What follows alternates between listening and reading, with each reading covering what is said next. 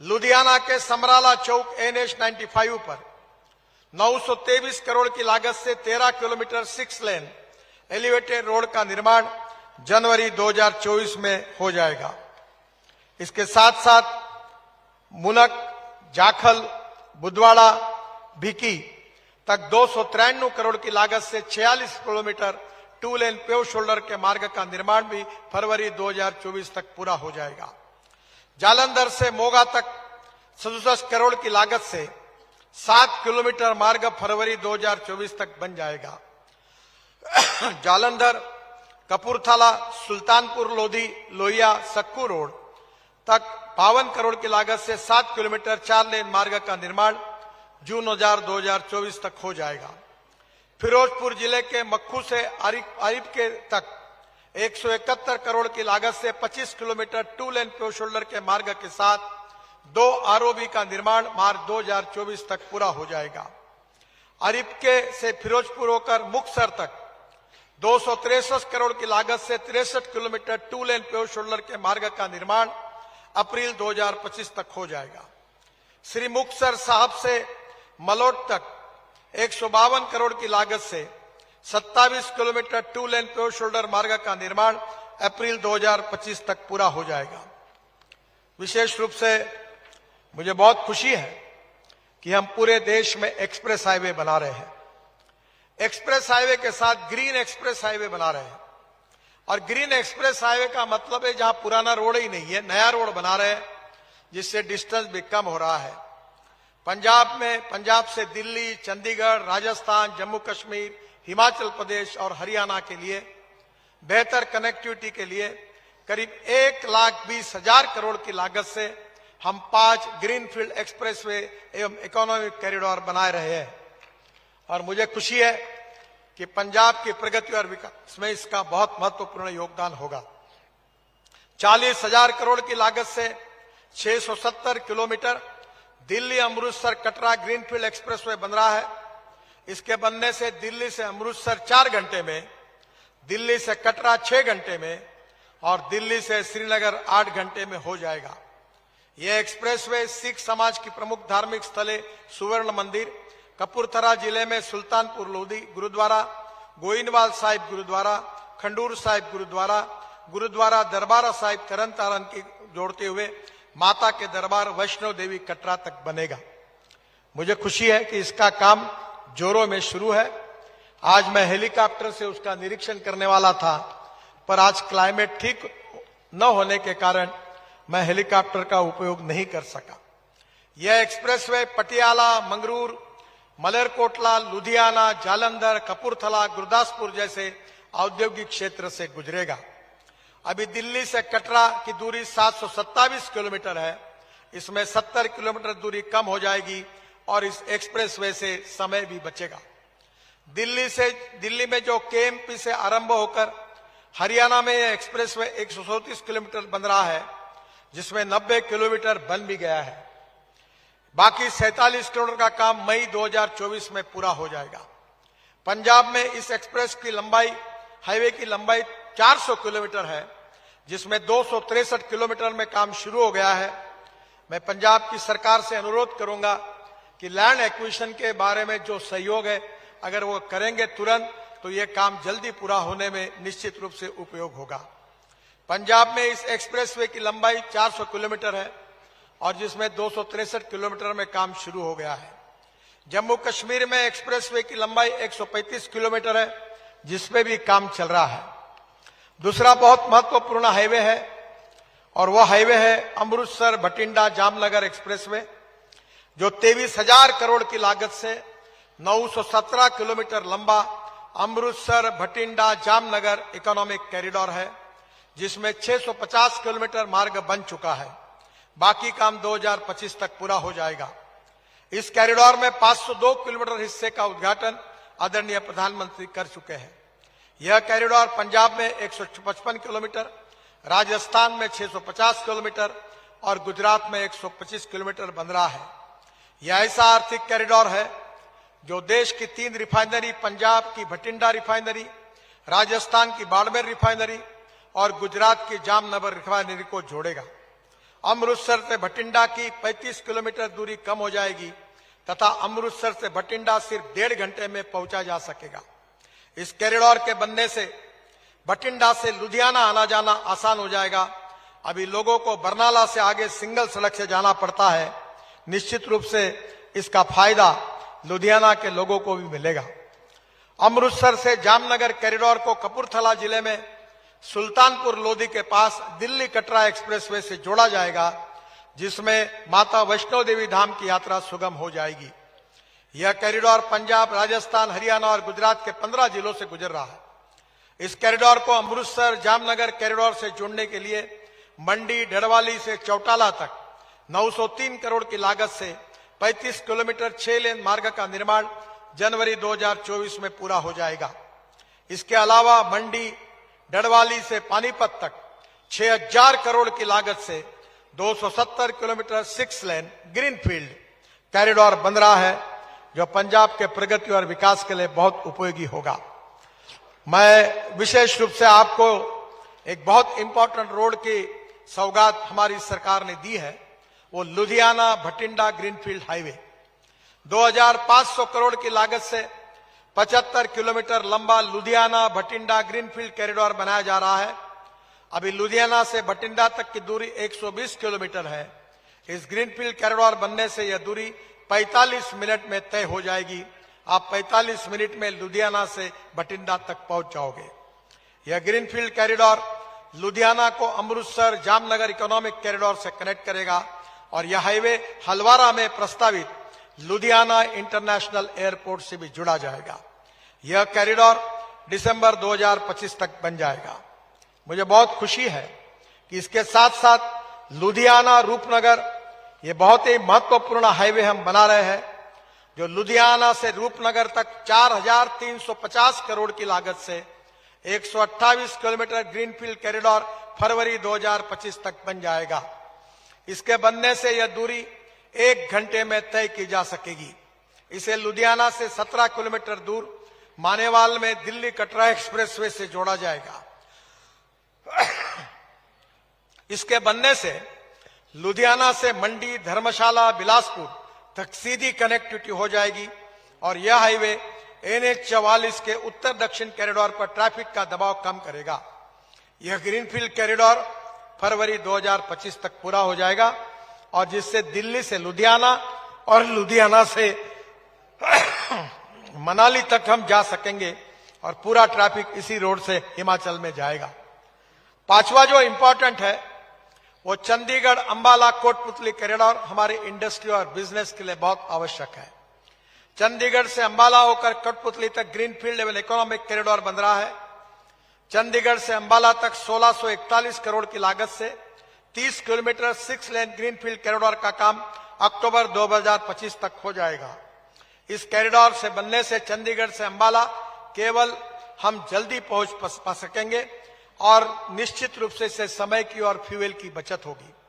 अंबाला से कोटपुतली तक 11,375 करोड़ की लागत से 313 किलोमीटर 6 लेन इकोनॉमिक कॉरिडोर बन गया है और इस इकोनॉमिक कॉरिडोर के बनने से पंजाब से हरियाणा, राजस्थान के बीच अच्छी कनेक्टिविटी हो जाएगी तथा चंडीगढ़ से कोटपुतली के बीच 50 किलोमीटर की दूरी कम हो जाएगी।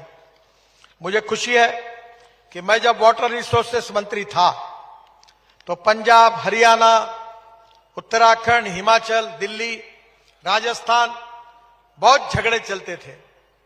1970 से करीब 23 प्रोजेक्ट ऐसे थे जिनमें झगड़ा चल रहा था। मुझे इस बात की खुशी है कि मैंने उस समय सभी मुख्यमंत्रियों को बुलाकर 17 झगड़े समाप्त कर दिए।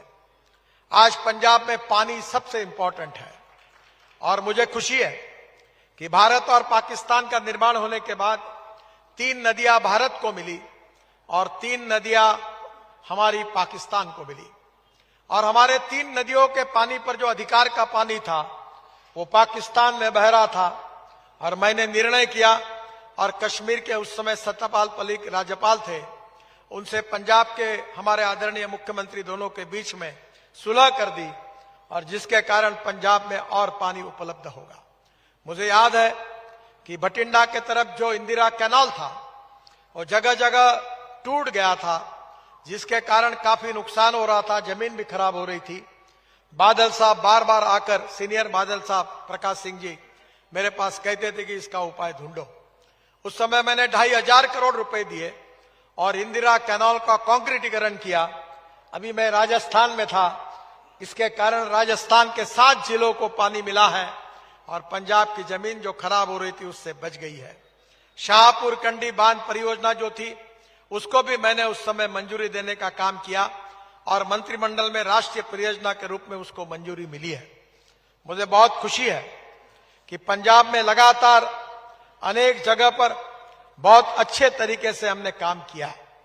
मैं किसान हूं और खास तौर पर मैं जब भी आता हूं पंजाब में तो एक बात का जिक्र करता हूं कि हमारा किसान केवल अन्नदाता नहीं है, तो हमारा किसान ऊर्जादाता है। हमारा किसान जो है केवल ऊर्जादाता नहीं, तो हमारा किसान अब विटामिन दाता है।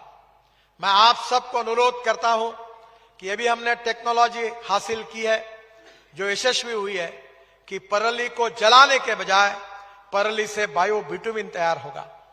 हरियाणा में हमने एक प्रोजेक्ट डाला है इंडियन ऑयल के द्वारा, जहां 1 लाख टन पराली इकट्ठा हुई है और पराली से 1 लाख लीटर इथेनॉल बनेगा रोज और 150 टन बायो विटामिन बनेगा। और अब हवाई ईंधन, एविएशन फ्यूल, जिसके ऊपर हवाई जहाज चलेंगे, वो बनने की शुरुआत हुई है। मैं पंजाब के किसानों को आह्वान करूंगा कि आप पराली जलाइए मत। मैंने खुद अपने यहां 5 टन पराली से 1 टन बायो सीएनजी और बायो एलएनजी बनता है। अब ऐसे 180 प्लांट ऑलरेडी काम शुरू हो गया है और 36 प्लांट पूरे हुए हैं। आपके ट्रैक्टर, आपकी बस, आपकी ट्रक इसी सीएनजी पे चल सकती है। और जो गन्ने के जूस से, मोलाइसिस से, ब्रोकन राइस से और मक्के से जो इथेनॉल बनता है, उस इथेनॉल पर अब गाड़ियां चलती है। 20% पेट्रोल में इथेनॉल डाला जाता है और मुझे खुशी है कि 2004 से लेकर मैं इस बात का लगातार जिक्र करते आया हूं, इसके पीछे लगा हूं।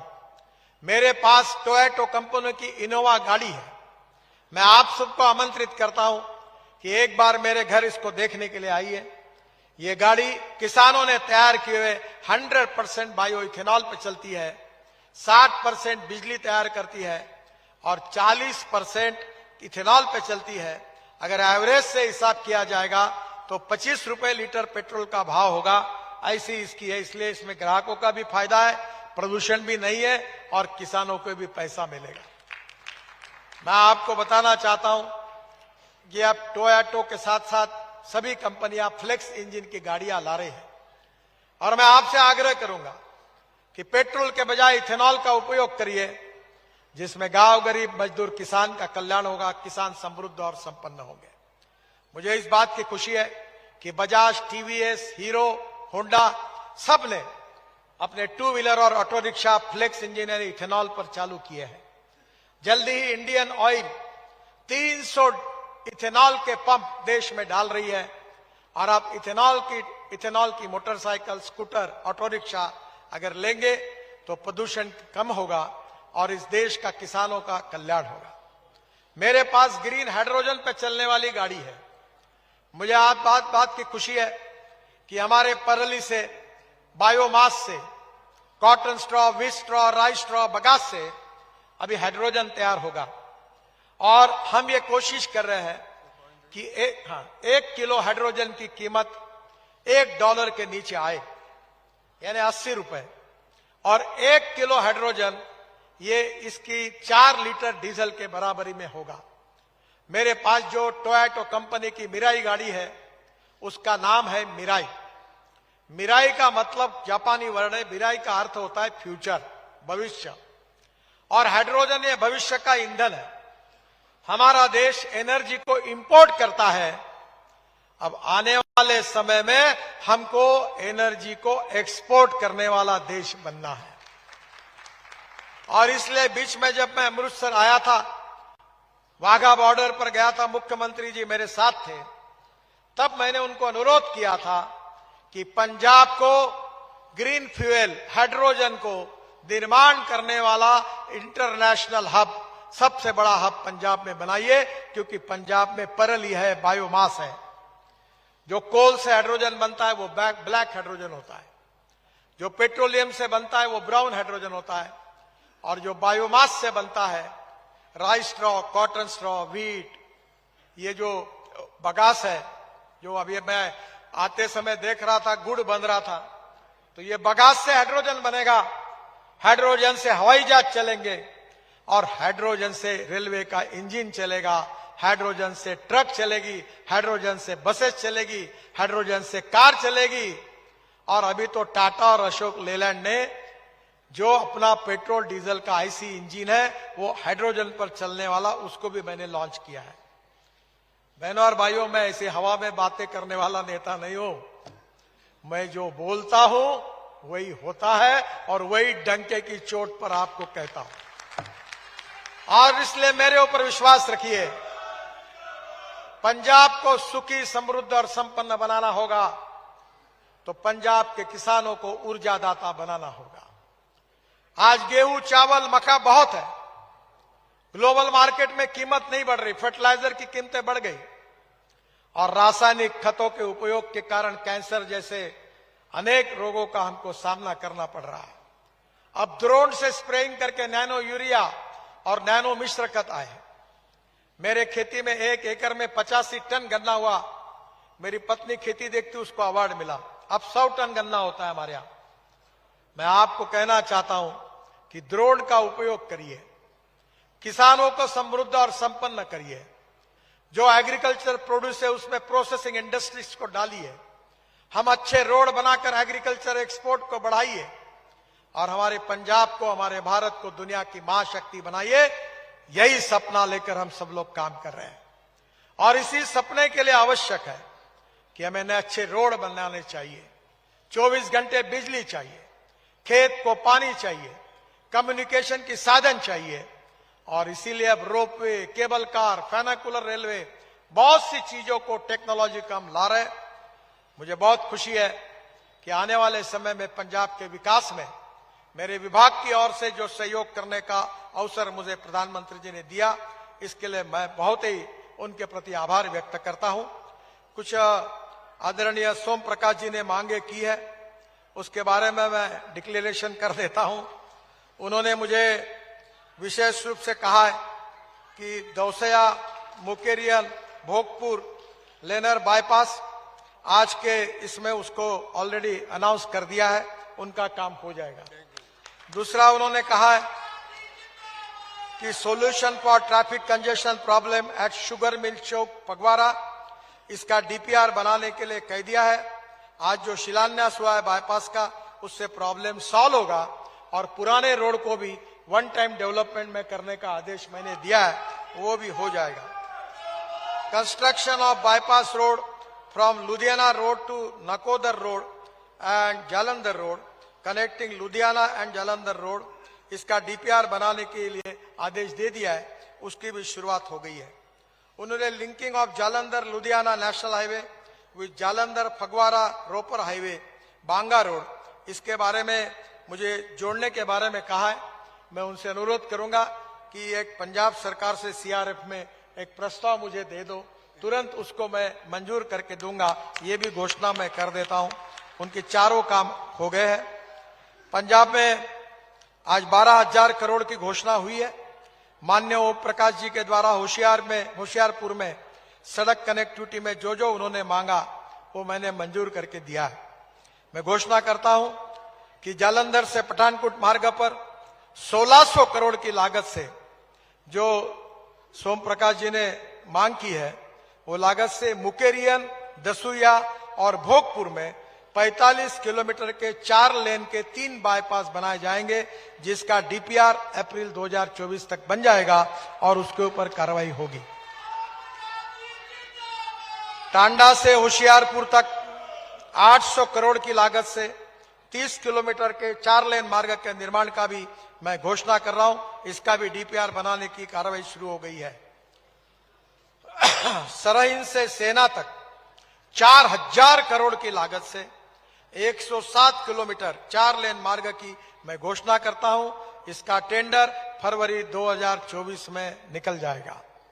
पटियाला में 1065 करोड़ की लागत से 27 किलोमीटर 4 लेन के उत्तरी बाईपास का टेंडर जनवरी 2024 में हो जाएगा। 50% लैंड एक्विजिशन कॉस्ट पंजाब सरकार ने देने का वादा किया है, वो देंगे तो और आसानी होगी। पठानकोट में 605 करोड़ की लागत से 12 किलोमीटर 4 लेन बाईपास का टेंडर जनवरी 2024 में हो जाएगा।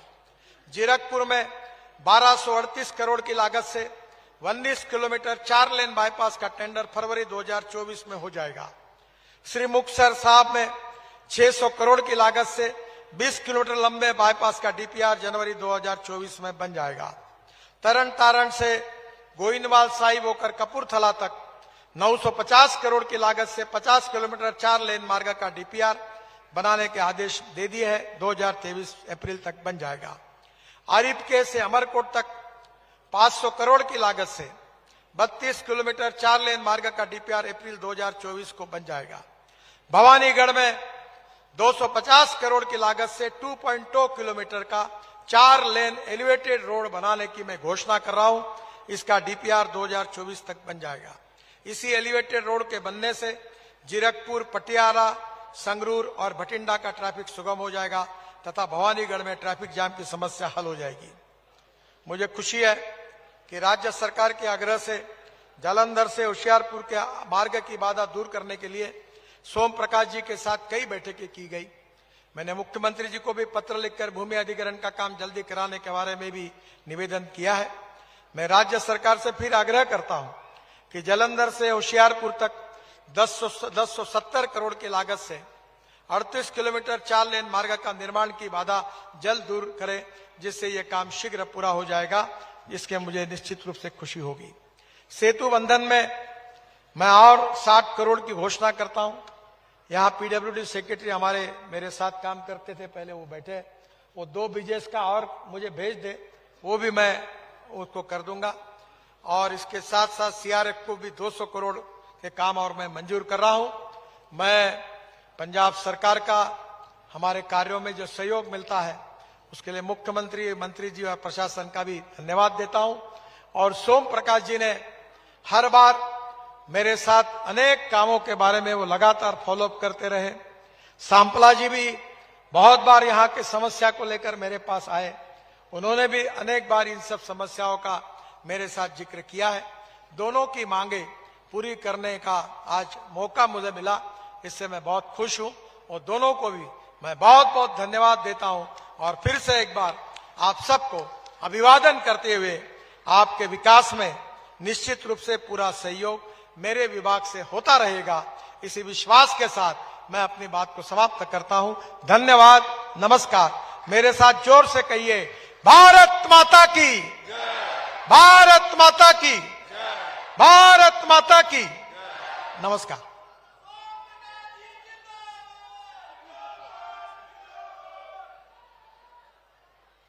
तूफानों में जो चले जा रहे हैं वही तो हैं जो दुनिया बदलते जा रहे हैं। माननीय नितिन जी के लिए जोरदार तालियां प्लीज। और इसी के साथ मैं चाहती हूं हम अपनी अपनी जगह पर खड़े हो जाएं, अपने देश को बेहतर कनेक्टिविटी हो जाएगी। लुधियाना के समराला चौक NH 95 पर 923 करोड़ की लागत से 13 किलोमीटर 6 लेन एलिवेटेड रोड का निर्माण जनवरी 2024 में हो जाएगा। इसके साथ साथ मुनक, जाखल, बुधवाड़ा, भिकी तक 293 करोड़ की लागत से 46 किलोमीटर 2 लेन पेव शोल्डर के मार्ग का निर्माण भी फरवरी 2024 तक पूरा हो जाएगा। जालंधर से मोगा तक 67 करोड़ की लागत से 7 किलोमीटर मार्ग फरवरी 2024 तक बन जाएगा। जालंधर, कपूरथला, सुल्तानपुर लोधी, लोहिया, सक्कू रोड तक 52 करोड़ की लागत से 7 किलोमीटर 4 लेन मार्ग का निर्माण जून 2024 तक हो जाएगा। फिरोजपुर जिले के मक्खू से आरिफ के तक 171 करोड़ की लागत से 25 किलोमीटर 2 लेन पेव शोल्डर के मार्ग के साथ 2 ROB का निर्माण मार्च 2024 तक पूरा हो जाएगा। आरिफ के से फिरोजपुर होकर मुक्तसर तक 263 करोड़ की लागत से 63 किलोमीटर 2 लेन पेवर शोल्डर के मार्ग का निर्माण अप्रैल 2025 तक हो जाएगा। श्री मुक्तसर साहब से मलोट तक 152 करोड़ की लागत से 27 किलोमीटर 2 लेन पेवर शोल्डर मार्ग का निर्माण अप्रैल 2025 तक पूरा हो जाएगा। विशेष रूप से मुझे बहुत खुशी है कि हम पूरे देश में एक्सप्रेस हाईवे बना रहे हैं। एक्सप्रेस हाईवे के साथ ग्रीन एक्सप्रेस हाईवे बना रहे हैं। और ग्रीन एक्सप्रेस हाईवे का मतलब है जहां पुराना रोड ही नहीं है, नया रोड बना रहे हैं, जिससे डिस्टेंस भी कम हो रहा है। पंजाब से दिल्ली, चंडीगढ़, राजस्थान, जम्मू कश्मीर, हिमाचल प्रदेश और हरियाणा